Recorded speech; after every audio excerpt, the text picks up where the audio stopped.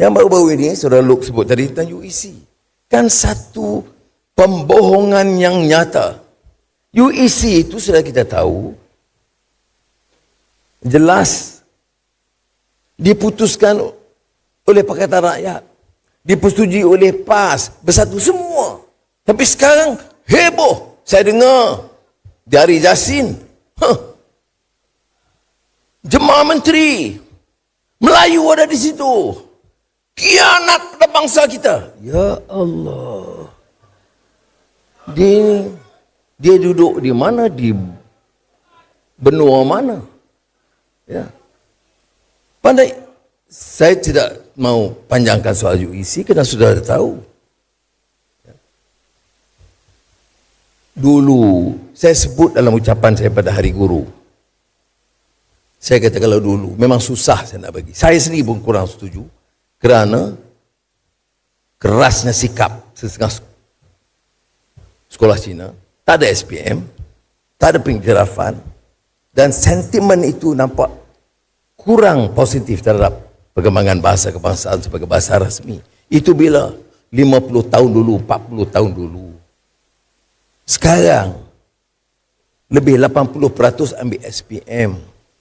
Dan syarat kita, mesti kepujian bahasa Melayu, lulus sejarah Malaysia. Dan kalau dia terima, bagilah laluan. Kita minta dia kerjasama. Dan dia beri kerjasama.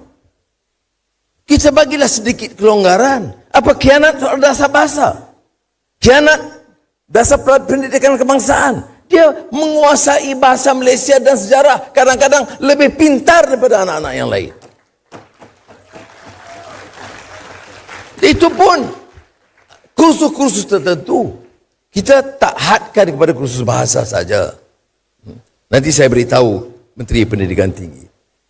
Keputusan Jemaah Menteri adalah untuk memberikan ruang kepada beberapa kursus tambahan.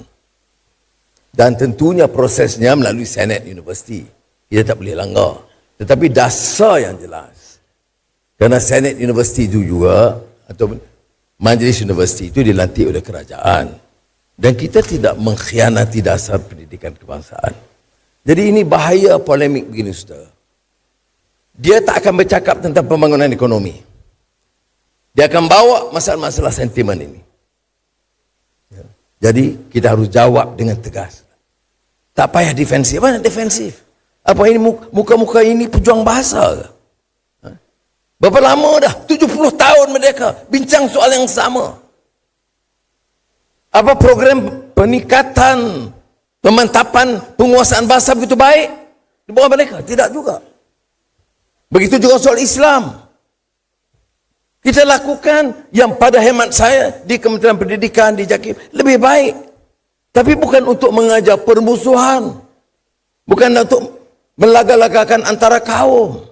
Sampai bila kita nak jadi rakyat Malaysia yang matang? Oh, kalau cakap macam tu, saya ikut DAP.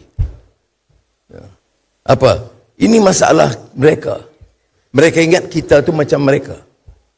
Saya tak ada nak apologetic. Yes, I work with the DAP. So what? Di mana yang saya gadai prinsip Melayu? Di mana yang DAP tuntut supaya khianat bahasa atau dasar ekonomi atau usaha membantu Melayu? Malah saya sebut Putra 23 bila kita bincang dalam kabinet, dan juga menetapkan satu kawasan 50 ekar di Kuala Lumpur sebagai reserve Melayu, sebagai bagi mesej. Lok ada tanya, tapi tidak ada bantahan, saudara. Orang Melayu tunjuklah appreciation. You have friends and colleagues yang empathize dengan kita, yang faham sentimen masyarakat Melayu, yang mahu bertolak ansur. Jadi kita tolak ansur lah sedikit.